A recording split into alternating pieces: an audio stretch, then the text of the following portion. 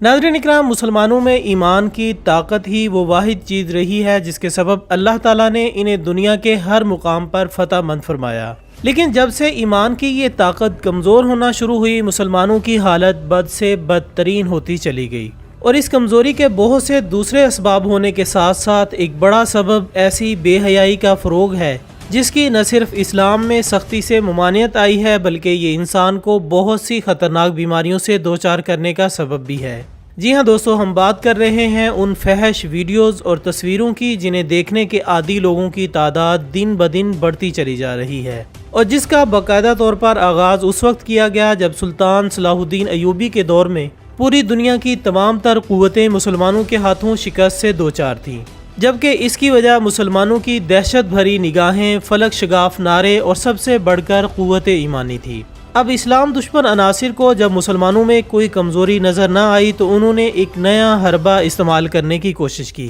जिसमें मुसलमानों को न सिर्फ ज़हनी तौर पर मफलूज किया जा सकता था, बल्कि इनकी तमाम तर क़ुव्वत ईमानी को ख़त्म किया जा सकता था, जिसमें कामयाबी का आम नज़ारा आज के दौर में बआसानी मुलाहिज़ा किया जा सकता है। और इसका शिकार नौजवान नस्ल की तबाहकारियाँ देखते हुए इसे असर हाजिर का एक ख़तरनाक जहर कहा जाए तो गलत ना होगा। और न सिर्फ मगरबी ममालिक इस जहर के असर में है, बल्कि मशरकी ममालिक में भी ये जहर काफ़ी हद तक सरायत कर चुका है। हालांकि दीन इस्लाम ने इस फहाशी के बारे में अपना मौक़िफ़ 1400 साल कबल ही वाज़े कर दिया था। चुनांचे कुरान मजीद फुरकान हमीद में बहुत से मुकामात पर दर्ज है कि शैतान तुम्हें मुफलसी से डराता है और बेहयाई का हुक्म देता है। इसी तरह एक और मुकाम पर फरमाया गया, और जना के करीब भी न जाना कि ये फहाशी है और बहुत बुरा रास्ता है। मोहतरम ख़वातीन व हज़रात, इन आयात करीमा को मद्देनज़र रखते हुए गौर करें तो यहाँ ये नुक्ता वाज़े होता है कि अल्लाह ताला ने ला तंजू यानी जना ना करो नहीं फरमाया,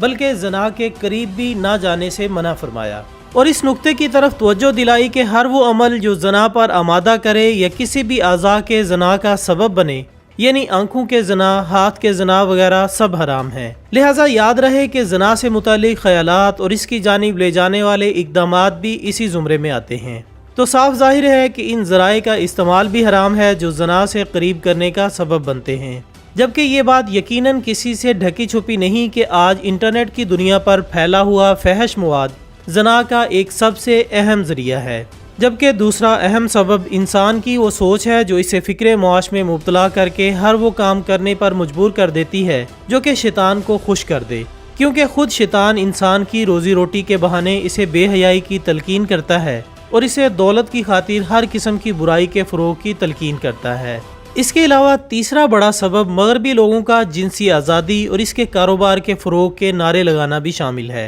यानी जब यूरोप में फहाशी और बेहयाई आम हुई तो उन्होंने इसे जिनसी आज़ादी का नाम दे दिया कि हर फर्द को इसका हक हासिल है। हालांकि अल्लाह ताला ने कुरान मजीद में फहाशी को मुआशरे में बिगाड़ का सबब करार दिया, लेकिन मगरबी ममालिक इसके बावजूद आयत का मुकम्मल तौर पर मज़दाक बने और नतीजा वही हुआ जो अल्लाह ताला ने कुरान पाक में सा सबीला के अल्फाज से बताया था, यानी जना के करीब जाना वो रास्ता है जो कि यकीनन फ़र्द और मुआशरे को बुरे अंजाम तक ले जाता है। अब दोस्तों देखिए कि किस तरह अल्लाह अज़्ज़ व जल का फरमान इन कुफ़ार पर साबित हुआ। एक सर्वे के मुताबिक मगरबी ममालिक में 6 साल की उम्र में बच्चे पोर्न साइट्स की लत में पड़ जाते हैं, जबकि इंटरनेट से डाउनलोड किए जाने वाला 30% मवाद फहाशी पर मबनी होता है और तकरीबन हर 40 मिनट में एक फहश फिल्म बनाई जाती है, जबकि हर वक्त कम अज़ कम 30,000 अफराद ये मवाद देख रहे होते हैं। अब रेप क्राइसिस नामी एक मोतबर इदारे के अदाद शुमार देखें तो वाज़े तौर पर हुक्म इलाही पूरा होता नज़र आता है।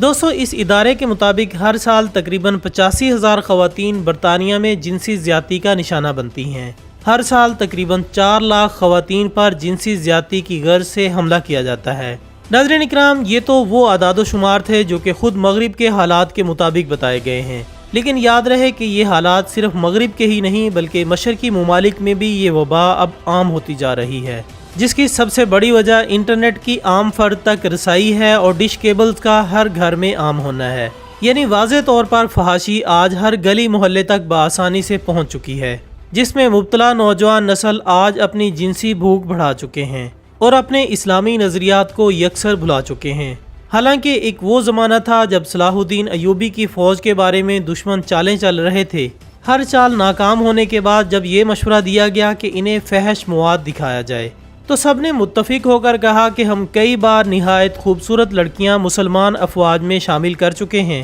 لیکن مسلمان فوج ان حسین لڑکیوں کی طرف دیکھنے کا تکلف ہی نہیں کرتی، اور کئی لڑکیاں تو مسلمان فوج کا کردار دیکھ کر صلیبی حمایت چھوڑ چکی ہیں، لہٰذا تمہارا یہ مشورہ کامیاب ہوتے نظر نہیں آ رہا۔ اور آج یہ حالت ہے کہ اسلام کے دائرے میں رہنے والے بھی کفار کی ہر چال میں نہ صرف بآسانی پھنس جاتے ہیں بلکہ ان کا فلمایا ہوا فحش مواد پروموٹ کرنے کی بھی ہر ممکن کوشش کرتے ہیں، جس کی وطن عزیز میں ابتدا اور عروج کی کہانی کچھ اس طرح ہے کہ جب 20ویں صدی کا سورج طلوع ہوا تو ایشیا میں ابھی دھندلے معیار کی ویڈیو ٹیکنالوجی کا دور ختم نہیں ہوا تھا، جبکہ یورپی ممالک میں HD ٹیکنالوجی منظر عام پر آ چکی تھی۔ ہالی ووڈ فلم انڈسٹری بے مثال فلمیں پروڈیوس کر رہی تھی، اس کے علاوہ یورپی ممالک انٹرنیٹ کی ٹیکنالوجی سے بھرپور فائدہ اٹھا رہے تھے، تو پاکستان میں پہلی بار انٹرنیٹ سروس 1992 میں آئی۔ اسے ایک یورپی کمپنی برین نیٹ نے پاکستان میں پرائیویٹ طور پر لانچ کیا تھا۔ اس کے پہلے انجینئر منیر احمد خان تھے جنہوں نے پاکستان میں انٹرنیٹ سروس کو کنٹرول کیا۔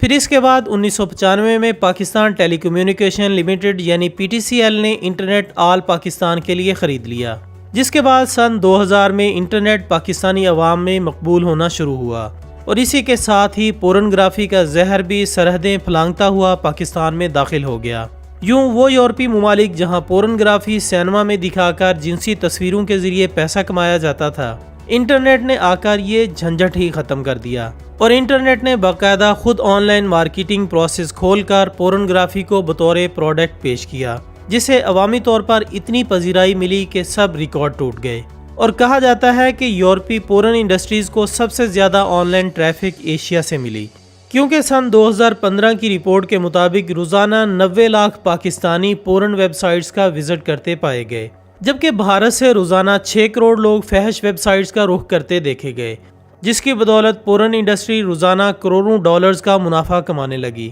لیکن دوستو، ساتھ ہی اس سے پھیلنے والی خطرناک بیماریاں بھی وجود میں آنے لگیں، جس کا شکار خود یورپی ممالک ہونے لگے، اور اس پر اضافہ اس وقت ہوا جب سن 2014 میں ایک منفرد ٹیکنالوجی وجود میں آئی۔ اس ٹیکنالوجی کو سلیکون گرل کہا جانے لگا۔ کہا جاتا ہے کہ سلیکون دھات سے بنی ایک نہایت خوبصورت لڑکی کا وجود تراشا جاتا، پھر اسے اس قدر حقیقی بنایا جاتا کہ اصل وجود اور اس مجسمے میں کوئی فرق نظر نہیں آتا تھا، پھر اسے جنسی خواہش کے لیے استعمال کرنے کے لیے بیچا جانے لگا۔ اسی طرح خواتین کے لیے سلیکون بوائز کے نہایت خوبصورت مجسمے بنائے گئے۔ لیکن دوستو، ساتھ ہی ان سلیکون جنسی مجسموں میں کچھ ایسے راز بھی چھپے تھے جو کہ انسان کو دائمی جنسی مریض بنا دیتے تھے۔ اب چونکہ انہی مجسموں کی بدولت مرد و عورت کا آپسی جنسی تعلق بھی کمزور ہو گیا تھا، جس سے شرح پیدائش میں واضح کمی ہوئی ہے، لہٰذا اس صورتحال سے گھبرا کر بعض ممالک میں چلڈرن ہاؤس قائم کر دیے گئے ہیں، جہاں مرد و عورت کو بھاری رقم دے کر بچہ پیدا کیا جاتا اور بچے کی تمام افزائش چلڈرن ہاؤس کے ذمہ ہوتی۔